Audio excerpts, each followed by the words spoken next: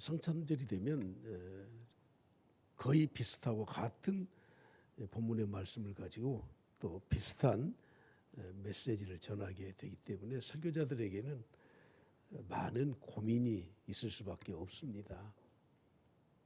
그래서 금년에는 제가 제목을 이렇게 잡았습니다. 한번 따라서 같이 해보시죠. 예수님 믿습니까? 예수님 믿으세요? 예. 예수 그리스도를 믿는 것은 복음이에요. 그래서 The Gospel of Christmas, 저는 그런 소제목을 가지고 말씀을 드리고자 합니다. 세상의 역사를 예수님이 태어나신 해를 기점으로 해서 BC와 AD로 나누었다는 것은 다 알고 있지 않습니까? 시간의 흐름에 따라서 100년 단위로, 1000년 단위로 단위를 붙여서 우리가 역사를 표현하고 있는데 100년은 세기라고 해요. 세기.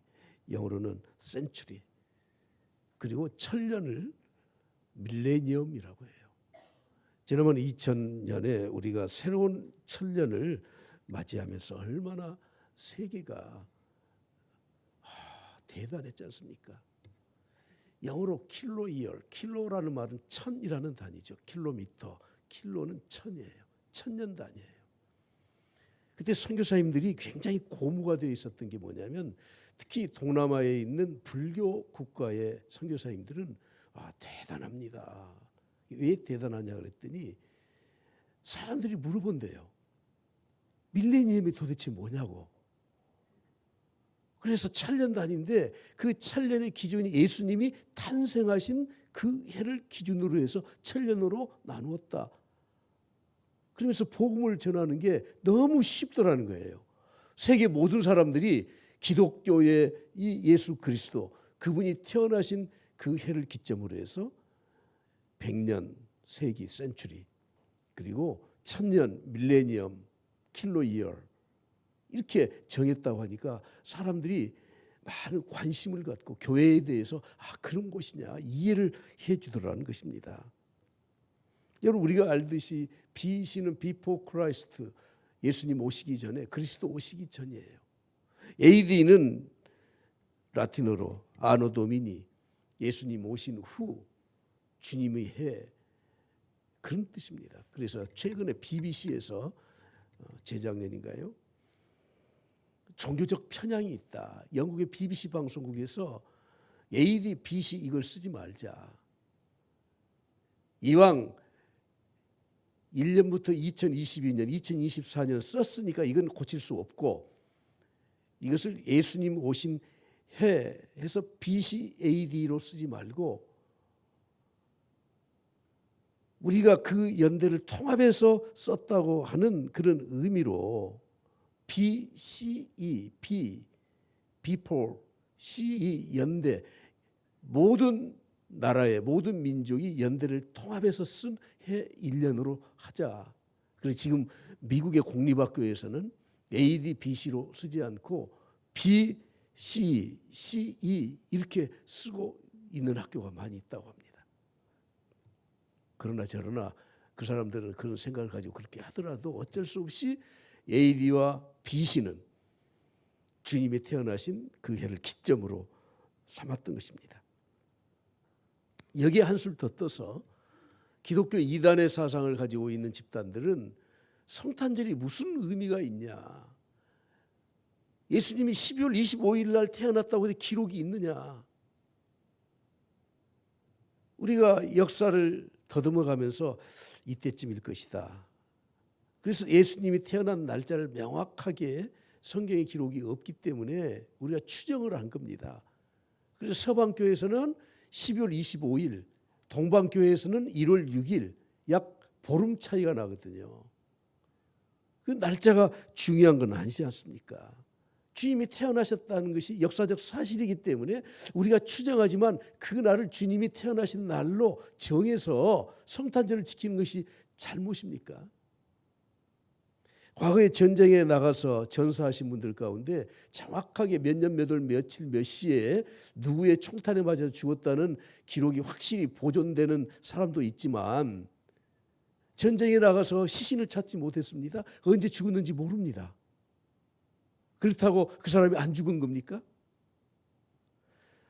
여러분, 이 이단의 사상을 가진 사람들은 아주 맹목적인 신앙을 가지고 논리적인 그 이성으로 상황을 판단하지 않는 사람들이 있습니다. 그들은 또 이렇게 말을 합니다.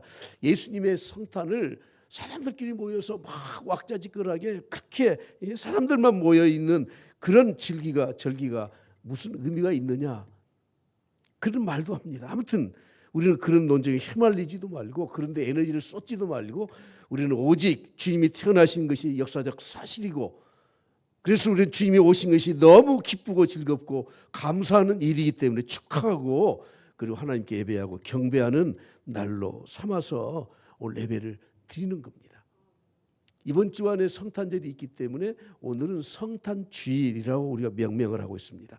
저는 오늘 그런 의미에서 실제적인 복음의 본질에 대해서 먼저 생각하고, 두 번째로는 삶의 실제적인 복음의 메시지를 어떻게 가지고 살아야 될 것인가 하는 것을 말씀을 드리고자 합니다. 자, 오늘 본 말씀으로 돌아가서 요한복음 1장 1절을 한번 보겠습니다. 우리가 읽지 않았지만 1장 1절 시작. 태초에 말씀이 계시니라. 이 말씀이 하나님과 함께 계셨으니 이 말씀은 곧 하나님이시라. 태초가 언제를 가리키는 겁니까? 창세 이전 영원전을 가리켜요. 말씀이 계셨어요. 근데 그 말씀은 하나님과 함께 계셨는데 이 말씀은 곧 하나님이셔요. 문장의 흐름의 구조로 보면 참 알쏭달쏭하지만 태초에 말씀이 계셨고 그 말씀은 하나님이시고, 그리고 그 말씀으로 하나님은 천지를 창조하셨다고 말씀합니다. 근데 이 말씀이 누굽니까? 성자 예수님이십니다. 오늘 요한복음을 보았는데 요한복음은 요한이라고 하는 사도 요한이 이 복음서를 기록하게 되었습니다. 사도 요한은 유대인입니다. 그는 유대인의 가정에 태어나서 히브리 문화 속에 그는 성장했습니다. 그래서 그의 이 모든 삶의 뿌리는 히브리 문화에 있는 겁니다. 히브리어로 말씀이라는 말은 구약 성경에 보면 다발이라고 기록되어 있는데, 이 다발이라는 말씀은 단순한 말, 워드가 아니에요. 소리가 아니에요. 인격적인 하나님으로 구약 성경에서 말씀을 하고 있습니다. 시편 33편 6절 보면 여호와의 말씀으로 하늘이 지음이 되었으며, 여호와의 말씀으로 하늘이 지음이 되었습니다. 그 만상을 그의 입 기운으로 이루셨다고 말씀을 하고 있습니다. 단순한 말이 아닙니다. 소리가 아닙니다. 하나님 자신입니다. 시편 107편 19절 20절 말씀을 보십시오. 이에 그들이 그들의 고통 때문에 여호와께 부르짖으며 그가 그들의 고통에서 그들을 구원하시되 그가 그의 말씀을 보내요. 말씀을 그냥 준 게 아니고 말씀을 보내요. 그래서 그들을 고치시고 위험한 환지경에서 건지셨다고 말씀합니다. 말씀은 단순한 말, 소리, 음성이 아니라 하나님의 인격, 하나님 자신을 가리키는 말씀으로 쓰이고 있습니다. 다발이라고 하는 히브리의 이 말씀은 실제 행동으로 나타나시는 분이셔요. 시편 147편 15절을 보십시오. 그의 명령을 땅에 보내시니 누가? 그의 말씀이, 누가요? 그의 말씀이 속히 달리는도라. 행동하고 달려오시는 분이 바로 예수 그리스도이신데 그분이 바로 말씀이라고 표현되고 있는 겁니다. 사도 요한은 유대인으로 태어나서 유대인의 가정에서 성장하면서 유대의 히브리 문화 속에서 살았습니다. 그래서 이 말씀을 기록할 때 이 말씀이라고 하는 존재가 어떤 존재인가를 우리가 히브리 문화의 배경에서 깨달아야 되지만, 그러나 요한복음은 히브리어로 기록된 것이 아니라 헬라어로, 그리스어로 기록이 됐어요. 그러므로 우리가 이 로고스라고 하는 그리스어의 뜻을 또 알아야 됩니다. 성경에서만 로고스라는 말을 쓰는 게 아니라 그리스의 철학자들도 로고스라는 말을 쓰고 있는데, 이 로고스는 이 헬라 철학에서는 그리스도에서는 최고의 가치를 가진 계시 또는 명령을 의미하는 겁니다. 그러므로 헬라인들에게는 최고의 가치를 가진 계시의 말씀으로 이해되고 있는 겁니다. 다시 말씀드리면 하나님께서 천지를 창조하실 때 예수님이 하나님으로서 말씀으로 창조하시고 인도하시고 주관자가 되어서 최고의 가치를 지니신 분인 것을 우리에게 말씀하고 있습니다.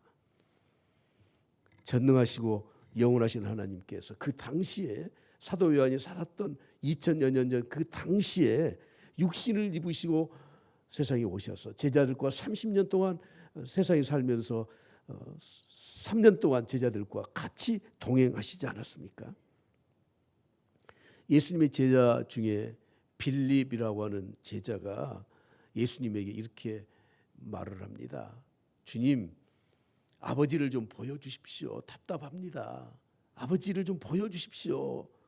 그랬더니 주님이 뭐라고 말씀하시죠? 요한복음 14장 9절에서 말씀합니다. 빌립아, 내가 이렇게 오래 너희와 함께 있으되 내가 나를 알지 못하느냐. 3년 동안이나 같이 동고동락하면서 같이 동거하면서 같이 살았는데 33년 동안 주님이 지상에 계시면서 사셨는데 왜 나를 보고 아버지가 누군지 알지 못하느냐. 그러면서 하시는 말씀이 무엇입니까? 나를 본 자는 누구를 보았어요? 아버지를 보았다. 나를 본 자는, 예수님을 본 자는, 예수님과 함께 살았던 제자들은 이미 아버지를 보고 알았다는 겁니다. 주님은 계속해서 말씀하십니다. 그렇게 너희들이 하나님 아버지를 나를 보고도 알지 못하겠거든. 11절에 내려가서 보면 나를 알지 못하는 너희들 그렇게 하지 못하겠거든. 내가 행하는 그 일을 통해서 믿으라고 말씀하고 있지 않습니까? 예수님은 말씀으로 이 땅에 오셨고 천지를 창조하실 때 하나님 아버지와 함께 동일하게 사역을 하셨고 그리고 인간의 몸을 입으시고 육신을 입으시고 제자들과 함께 동거하셨습니다.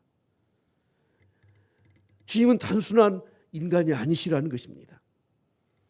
그런데 14절로 내려가서 보면 이 말씀에 대해서 특별하게 다시 언급하십니다. 말씀이 육신이 되어, 다 같이 읽습니다. 시작. 말씀이 육신이 되어 우리 가운데 거하심에 우리가 그의 영광을 보니 아버지의 독생자의 영광의 은혜와 진리가 충만하더라. 말씀, 하나님이신 그분의 존재를 말씀으로 말씀하고 있고 그분이 육신을 입고 이 땅에 오셨는데 그런데 그 주님은 육신을 입고 오셨지만 하나님이시기 때문에 보통 인간들과 다른 모습이라는 거예요. 그 모습이 어떤 모습입니까? 그의 영광을 보니 하나님 아버지만 지니실 수 있는 영광이 주님에게 있었다는 거예요. 그 영광이 독생자의 영광이고 그리고 은혜와 진리가 충만한 영광이었음을 말씀하고 있습니다. 자, 오늘 저는 여기서 한 가지 본질적인 문제를 여러분들과 함께 생각해 보려고 합니다. 인간은 죄를 지은 이후에 하나님의 영광의 자리에서 떠나버렸습니다. 하나님의 영광이 훼손되어 버렸습니다. 그런데 주님이 이 땅에 육신의 몸을 입으시고 하나님의 영광을 가지시고 오셔서 그 예수 그리스도를 통해서 다시 영광을 볼 수 있고 영광을 누릴 수 있는 자리로 우리를 인도하셨다는 것입니다. 다시 말하면 다리가 되어주셨어요. 하나님과 인간 사이의 다리, 이것을 성경에서는 중보자라고 말씀해요. 예수님은 보통 인간과 달라요. 하나님이셔요. 그래서 그분에게만 영광이 있으시고 은혜와 진리가 충만하신 분인데 그분이 예수 그리스도가 하나님과 우리 인간 사이에 다리를 놓으셔서 우리가 다시 주님의 하나님의 영광을 회복할 수 있는 길을 열어주신 것입니다. 주님 말씀하셨습니다. 나는 부활이요 생명이 나를 믿는 자는 죽어도 살겠고 무릇 살아서 나를 믿는 자는 영원히 죽지 아니하리니 내가 이것을 내가 믿느냐 말씀하지 않습니까? 주님만이 부활이요 생명이에요. 그래서 주님을 믿는 자는 죽어도 살아요. 살아서 믿는 자는 영원히 죽지 아니하여 그의 생명이 영원히 죽지 아니하여 우리 영적인 생명이 죽지 아니합니다. 하나님의 영광을 볼 수가 있습니다. 그 영광을 누릴 수가 있습니다. 이것이 로고스 말씀이라고 하는 것입니다. 조금 어려운 말처럼 여러분들이 들릴지 모르지만 조금만 더 들어보시고 결론을 제가 말씀드리겠습니다. 주님은 말씀으로 이 땅에 오셨지만 또 빛으로 오셨다고 말씀합니다. 4절 말씀 다 같이 봅니다. 크게 한 목소리로 봉독합니다. 그 안에 생명이 있었으니 이 생명은 사람들의 빛이라. 인간의 몸을 입으시고 친히 이 땅에 오신 주님은 빛으로 오셨다는 거예요. 여러분, 빛이 무엇입니까? 오늘 우리에게 있는 자연의 이 빛이 있지만 그 자연의 빛이 아니고 세상의 모든 것을 밝혀주는 영적인 빛이라고 하는 것입니다. 생명의 빛이라고 말씀을 하고 있습니다. 이것을 구약의 이사야 선지자는 주님이 오시기 700여 년 전에 이미 이렇게 예언하셨습니다. 이사야 9장 6절을 보실까요? 이는 한 아기가 우리에게 낳고 한 아들을 우리에게 주신 바 되었는데 그의 어깨에는 정사를 메었고 그의 이름은 기묘자라 모사라 전능하신 하나님이라 영존하시는 아버지라 평강의 왕이라 할 것임이라. 할렐루야. 저는 이 말씀의 순서를 좀 바꾸어서 주님은 어떤 분이신가? 전능하신 아버지예요. 전능하신 하나님. 주님은 전능하신 하나님. 그리고 영존하신 아버지. 성부 하나님만 아버지가 아니고 우리 주님도 영존하시는 아버지라고 말씀합니다. 아버지라는 말은 내 인생의 출발점이에요. 여러분, 아버지 없이 태어난 사람 한 사람도 없지 않습니까? 아버지라고 하는 이 말은 시작하신 분, 설계자, 창조자라는 뜻을 의미하는 것입니다. 천지를 창조하실 때부터 우리 주님은 하나님과 함께 사역하시면서 천지 창조하시는 분으로, 창조주로 함께 하셨던 분이십니다. 그런데 그분에게는 그 어깨에 정사를 메었어요. 정사가 무엇입니까? 세상이 돌아가는 모든 일들, 그것을 주님의 어깨에 메고 이 땅에 태어나신 것입니다. 오늘 우리 장로님도 기도하면서 나라의 이 비상계엄의 사태에 대해서 기도하셨지만 참 힘들고 어려운 일들을 지금 우리가 겪었습니다. 누가 봐도 그게 올바르지 않다는 것은 누구든지 다 아는 사실입니다. 더 이상 핑계대지도 말고 그것 가지고 알려할 필요도 없어요. 그러나 확신하는 게 저는 한 가지가 있습니다. 오늘 이 말씀에 세상의 모든 정사를 우리 주님의 어깨에 메었다고 하면 대한민국의 정사도 주님이 메어주신 줄로 믿습니다. 세계의 모든 역사도 주님의 어깨에 정사를 메어주신 줄 믿습니다. 우리 가정의 문제도 주님의 어깨에 그 정사를 메어주셨습니다. 내 인생의 문제도 내가 짊어지고 가기 도저히 어렵고 힘든 모든 상황도 우리 주님의 어깨에 다 메어주셨다고 하는 거예요. 세상의 모든 나라와 역사를 주관하시는 분이 여호와 하나님 예수 그리스도이심을 믿습니다. 그러므로 여러분 너무 집착하지 마시고요. 뉴스 봐봐야 그 채널이고 이 말이 저 말이고 그런데 신경 쓰지 마시고 그냥 하나님 말씀만 보세요. 그리고 확신을 가지세요. 하나님 인도하실 것이다. 하나님 인도하실 것이다.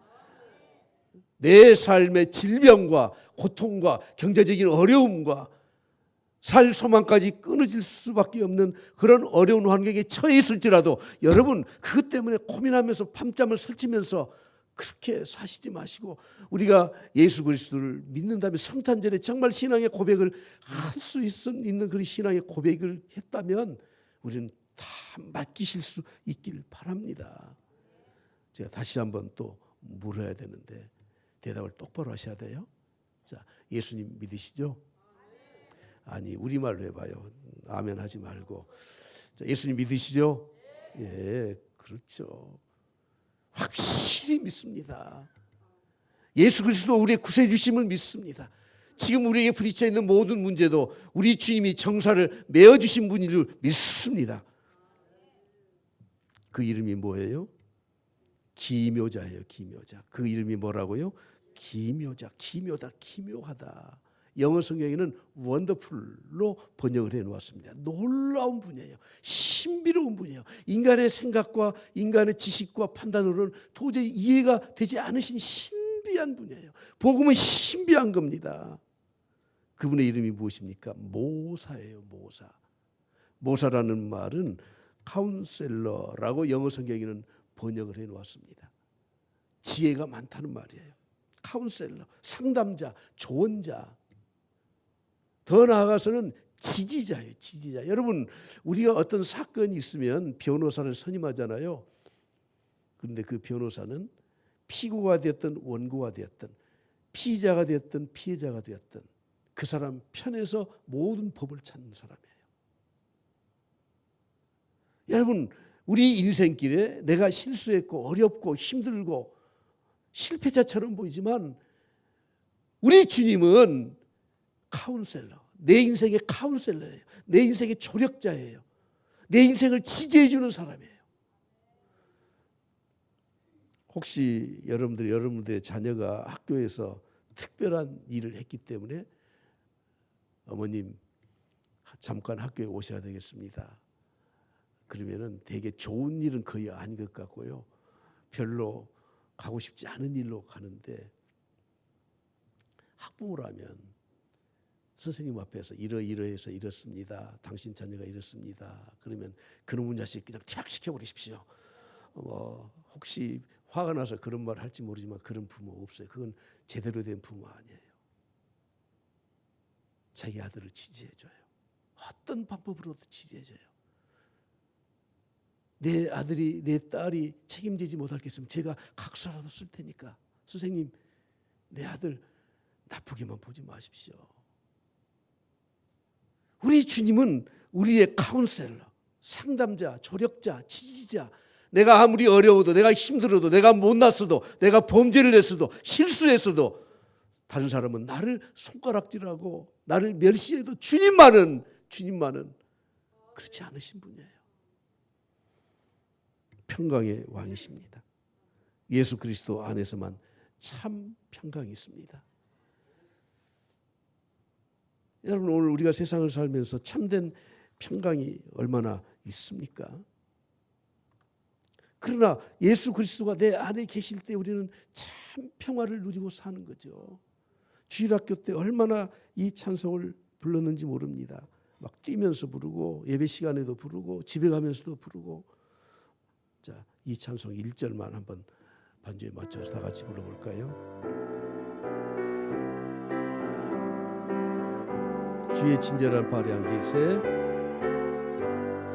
주의 친절한 발에 안기세 우리 마음이 평안하리니 항상 기쁘고 복이 되겠네 영원하신 발에 안기세 주의 발에 그 크신 발에 안기세 주의 발에 영원하신 발에 안기세. 제가 영어 찬송을 찾아보니까 원래 이 영어 원문에는 이렇게 되어 있더라고요. 러닝 기대라 세이프. 무슨 뜻입니까? 안전하다, 기대라. And secure, 확실하다, 기대라. From all alarms, 알람이 뭐예요? 경고장치예요.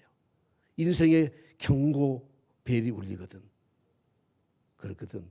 안전하고 확실한 나에게 기대라. 제가 제대로 해석을 했는지 모르겠는데 영어 찬송을 보니까 훨씬 더 의미가 좀 달라지더라고. 여러분 주님의 팔에 안기십시오. 주님께 기대십시오. 예.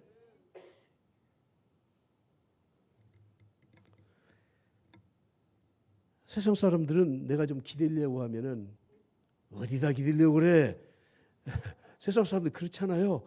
예, 안 그렇습니까? 세상 모든 사람들이 여러분들이 기대로 오면 그래 나한테 기대 그렇게 말하는 분이 있나요? 주님은 카운셀러, 지지자, 내가 기도하고 평생을 살아갈 분. 주님의 품에 안길 때 우리는 참된 평안을 누리는 삶을 살 수 있지 않습니까? 주님 말씀하셨습니다. 암탉이 제 새끼를 날개 아래 모음같이 내가 너희의 자녀를 모으려고 한 일이 몇 번이냐. 그러나 너희가 원하지 아니하였도다. 주님은 항상 어미 닭처럼 우리를 그 품 안에 품기 위해서 모으지만 우리가 도망가고 우리가 흩어지는 거 아닙니까? 주님은 빛으로 오셨습니다. 빛이 오면 어둠은 두말할 필요가 없이 물러가요. 오늘도 지금 낮이지만 커튼이 다 이렇게 쳐 있기 때문에 뒤에 스위치, 전등 스위치를 끄면 그래도 좀 빛이 차단돼서 좀 컴컴해져요.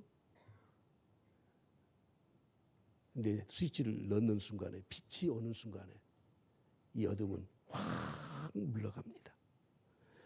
다시 말씀드리지만 오늘 이 시대에 우리 앞에는 이 어둠의 장막이 우리를 탁 짓누르고 있지 않습니까? 국가나 사업이나 모든 분야에서 이 말이 좀 우리에게 현실이 안 됐으면 좋겠어요. 우리는 꼭 일본을 따라간다고 하는데 일본은 지금 몇 년 전부터 최저임금이 내려가기 시작했고요. 지금 정말 어려운 경제 환경 때문에 지금 어렵게 지금 중진국으로 떨어지고 있다고 하는 거예요. 우리나라도 그걸 좀 안 따라왔으면 좋겠어. 어둠의 장막이 우리 경제에, 우리의 사회에, 개인적으로 모든 분야에 어둠이 덮치고 있는데 여러분 염려하지 마십시오. 주님의 빛이 우리에게 비치면은 일순간에 이 어둠은 물러가게 될 줄 믿습니다. 지난 11월부터 신년 특별 새벽 기도회를 제가 준비하면서 어떤 메시지로 할까? 물론 새벽 기도 그 순서대로 그냥 가도 뭐 하나님 말씀이니까. 그러나 한 가지 이런 생각이 들더라고요. 이런 어려운 세상 속에 하나님의 좀 메시지를 전해야 되겠다. 여러분 설교는 요리사와 같은 거거든요. 똑같은 식재료를 가지고 어떤 요리사가 어떻게 요리해서 어떤 맛을 내느냐에 따라서 그 맛이 달라지고 음식이 달라지는 것처럼 설교자가 같은 본문을 가지고 어떻게 요리하느냐 좀 이건 좀 그렇긴 한데 어떻게 그걸 설명해 주느냐 어떤 메시지를 주느냐 하는 것에 따라서 성도들의 받아들이는 그 삶이 달라지거든요. 11월부터 어떤 메시지를 준비할까 딱 한 가지 결론이 내려지더라고. 이런 어려운 환경 속에서 우리 그리스도인들은 무엇으로 살아야 되느냐. 하나님 앞에 이렇게 기도했습니다. 하나님 아버지, 우리 교회의 모든 성도들이 하나님의 은혜와 축복이 넘치게 하시옵소서. 할렐루야. 좀 서운하세요? 돈이 넘치게 하시옵소서. 뭐 이렇게 안 해주니까 서운하세요? 하나님의 은혜와 축복이 없으면 우리는 살 수 없는 사람들이에요. 어둠의 세력에 대해서 염려하지 마십시오. 빛이 오면 순식간에 물러갑니다. 그래서 신년의 메시지 특별 새벽기도 10편의 설교의 제목을 다 준비해서 구약에 있는 성도들 가운데 하나님의 축복으로 살았던 사람들을 준비를 했습니다. 오늘 본 말씀 1장 9절 보십시오. 참빛 그 세상에 와서 각 사람에게 비추는 빛이 있었습니다. 예수 그리스도가 오신 것은 바로 참빛, 참 생명을 주시기 위해서 빛으로 오셨다고 말씀을 하고 있습니다. 오늘 찬양 한 장을 더 부르겠습니다. 가사가 이렇게 되어 있죠. 왜 슬퍼하느냐, 왜 걱정하느냐, 무엇을 두려워하느냐, 아무 염려 말아라. 내가 너를 붙들어 주리라. 2절에 보면 이렇게 되어 있습니다. 2절 가사에 보면 왜 슬퍼하느냐, 왜 실망하느냐, 무엇을 두려워하느냐, 아무 염려 말아라. 큰 환난 중에도 큰 질병이 있어도 이젠 아무 걱정하지 마. 내가 너를 치료해 주리라. 우리 같이 이 찬송 다 같이 부르겠습니다.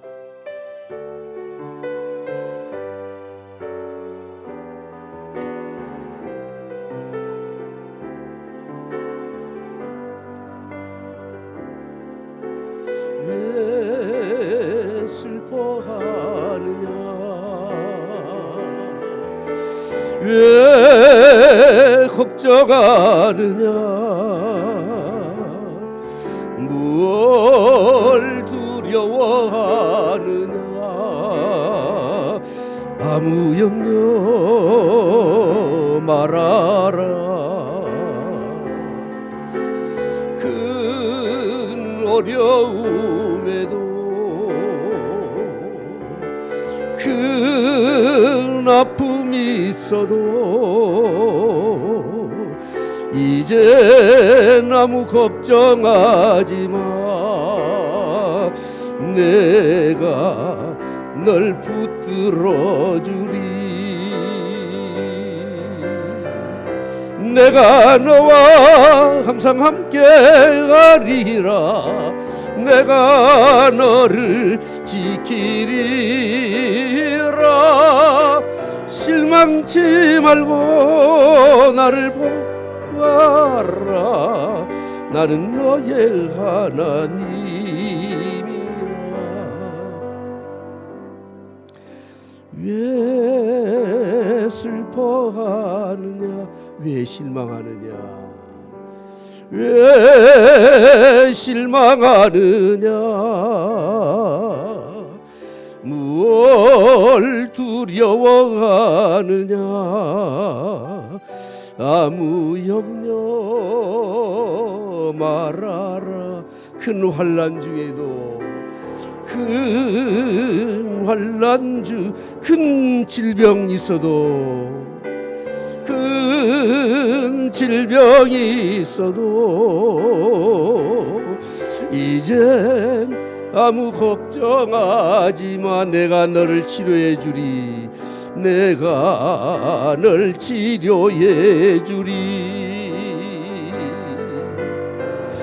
내가 너와 항상 함께 가리라 내가 너를 지키리라 실망치 말고 나를 보아라 나는 내 하나님이라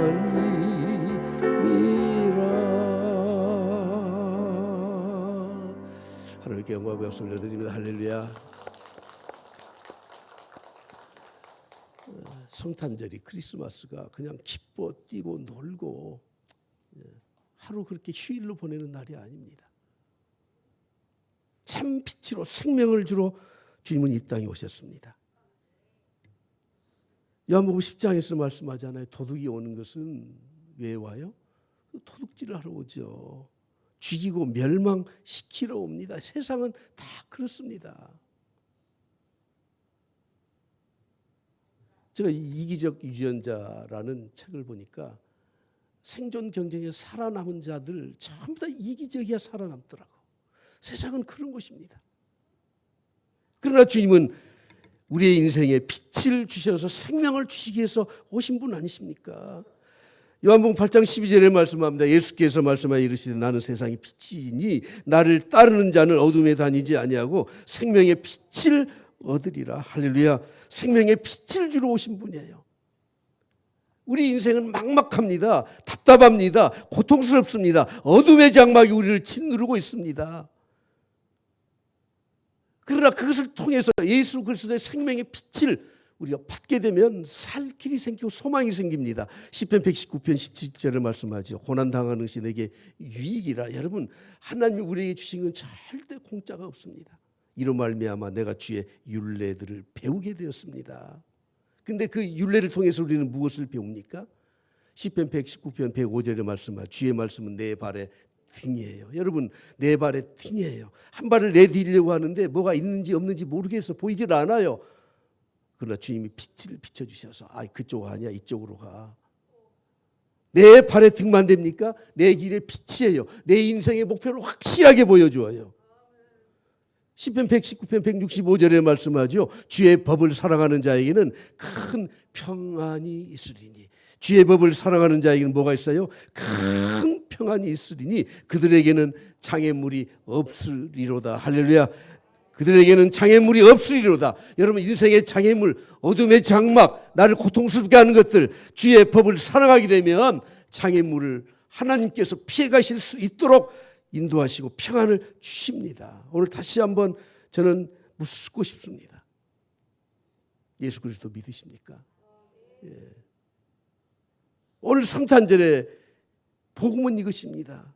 The Gospel of Christmas. 성탄절에 우리에게 주신 복음이 무엇입니까? 12절 13절 본문 말씀 다 같이 봅니다. 시작. 영접하는 자 곧 그 이름을 믿는 자들에게는 하나님의 자녀가 되는 권세를 주셨으니 이는 혈통으로나 육정으로나 사람의 뜻으로 나지 아니하고 오직 하나님께로부터 난 자들이니라. 아멘.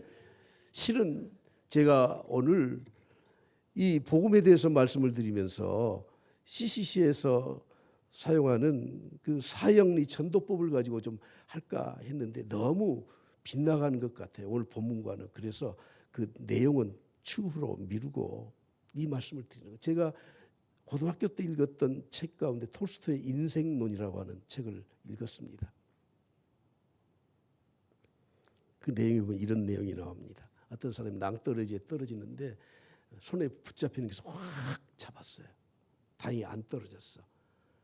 근데 아래를 쳐다보니까 저 낭떠러지 밑에 망망대해 바다가 있는 거예요. 아이고 나 죽었구나. 그랬더니 배 한 척이 와. 그러면서 뛰어내리라고. 내가 살려줄 테니까 뛰어내리라고. 여러분 같으면 뛰어내리겠습니까? 그래도 꼭 붙들고 있죠. 근데 날이 갈수록 그 붙들고 있는 덩굴에 위에서 쥐가 나타나는데요. 흰쥐가 갉아먹고 검은쥐가 갉아먹고 흰쥐는 낮이고 검은쥐는 밤이고 한 가닥씩 없어져요. 마지막까지 꼭 붙들고 있어요. 계속해서 밑에 구조선에서는 생명선에서는 뛰어내리라고. 이것이 톨스토이가 말했던 인생론이에요. 여러분 누구나 지금 다 그렇게 지금 살고 있습니다. 보니까 다 그러네요. 예. 제 눈에는 그렇게 보이네요. 나도 그렇고. 그거 의지하지 마. 뛰어내려. 예수 믿어. 영접해. 그럼 주님이 생명의 구조선에서 우리를 살려주시는 줄 믿습니다. 이렇게 믿고 구원받은 하나님의 백성들은 풍성한 삶을 살도록 인도하셔요. 은혜 위에 은혜를 주신다고 말씀하셨습니다. 요한복음 10장 9절에 말씀합니다. 누구든지 나로 말미암아 들어가면 구원을 받고 또는 들어가며 나오면 무엇을 얻어요? 꼴을 얻어요. 꼴. 생명의 꼴을 얻어요. 요한복음 10장 10절 도적이 온 것은 도적질하고 죽이고 우리를 죽이기 위해서 도적이 옵니다. 그러나 10장 10절 하반절에 이렇게 말씀합니다. 내가 온 것은 양으로 생명을 얻게 하고 더 풍성히 얻게 하려는 것이다. 여러분 구원받고 땡 하는 것이 아니에요. 들어가며 나가며 계속 생명의 말씀 꼴을 얻게 되고 우리가 생명을 얻게 되고 더 풍성히 얻게 하기 위해서 주님이 오셨다고 말씀을 하고 있습니다. 오늘 본문에서는 16절에 이렇게 말씀하죠. 16절 다 같이 봅니다. 시작. 우리가 다 그의 충만한 데서 받으니 은혜 위에 은혜더라. 은혜 위에 은혜예요. 기독교의 진리는 예수 그리스도의 복음은 신비하고 오묘합니다. 그래서 한 번 구원받고 마는 것이 아니고 한 번 꼴을 얻고 마는 것이 아니고 들어가며 나가며 계속 꼴을 얻는 겁니다. 새벽마다 꼴을 얻는 겁니다. 저녁마다 꼴을 얻는 겁니다. 주님의 충만한 데서 우리를 은혜를 받는데 은혜 위에 은혜예요. 야베스의 기도에 보면 지난 한글 개역 성경에는 복의 복을 더하사 이렇게 하나님께 간구하지 않습니까? 복의 복을 더하사. 여러분 현재 우리가 처해 있는 우리 신앙의 영적인 상태에 만족하지 말고 이 영적인 문제에 대해서는 우리가 더 많이 사모해야 돼요. 사모하는 자에게 은혜를 주시는 줄 믿습니다. 그것이 충만함이에요. 차고 넘쳐요. 차고 넘쳐. 그러기 위해서 에베소서 5장에서 말씀하고 있는데 데살로니가전서 5장 19절로 제가 넘어가겠습니다. 다 같이 봅니다. 시작. 성령을 소멸하지 말며 예언을 멸시하지 말고 성령을 소멸하지 말고 예언을 멸시하지 말라는 거예요. 에베소 4장 30절에 말씀합니다. 하나님의 성령을 근심하게 하지 말라는 거예요.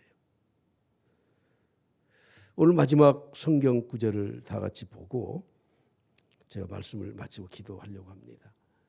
성탄절을 맞이해서 하나님 우리에게 어떤 복음을 주십니까? 원래 말씀이신 그분이 이 땅에 오셔서 우리와 함께 거하십니다. 그분은 빛이십니다. 생명의 빛이십니다. 우리에게 생명을 주시고 어둠의 장막 가운데 있는 우리 모든 인생과 모든 사람들에게 하나님께서 복에 복을 더하시고 은혜 위에 은혜를 더하여 주시고 들어가며 나가며 꼴을 얻되 풍성히 생명을 누리고 살도록 하셨습니다. 그래서 우리는 마지막 12절 말씀 요한복음 10장 10절 12절 다 같이 보겠습니다. 시작. 그가 세상에 계셨으며 세상은 그로 말미암아 지은 바 되었으되 세상이 그를 알지 못하였고 세상이 그를 알려고도 하지 않아요. 알지 못했어요. 11절 보십시오. 자기 땅에 오매 이스라엘 땅에 왔습니다. 그러나 자기 백성들이 영접해야 하네요. 영접하지 않았습니다. 12절을 보십시오. 이스라엘 백성들 유대인들이 하나님을 믿는다고 하면서 예수 그리스도를 영접하지 않았는데 12절에 보면 다 같이 시작. 영접하는 자 곧 그 이름을 믿는 자들에게는 하나님의 자녀가 되는 권세를 주셨으니 오늘 우리가 해야 될 마지막 우리의 이 미션 사명은 바로 믿는 거예요. 영접해 드리는 겁니다. 이미 예수 그리스도 2000년 전에 오셨습니다. 지금 하늘 보좌 우편에서 우리를 위해서 친히 간구하고 계십니다. 그것을 우리는 믿고 의지하고 영접해서 받아들이면 하나님께서 우리에게 약속하신 은혜의 충만함으로 삶의 풍성함으로 복에 복을 더하여 주실 줄 믿습니다.